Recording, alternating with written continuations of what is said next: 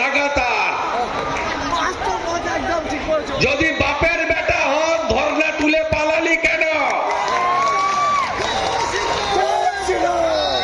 Police বাবা পার করেগা। নিচের তলা ফাঁপা হয়ে গেছে, কিছু নাই। হলদিয়াটা আমরা বাহ্যিক ভাবে দেখছিলাম, আর আমি আপনাদের কাছে কথা দিয়ে যেতে পারি,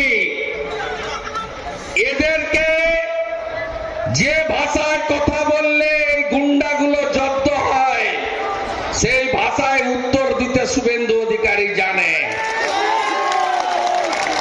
আমি আপনাদের সকলকে কৃতজ্ঞতা জ্ঞাপন করি। মাত্র 7টা অ্যাসেম্বলির লোক এসেছে। এই জেলায় 16টা অ্যাসেম্বলি আছে।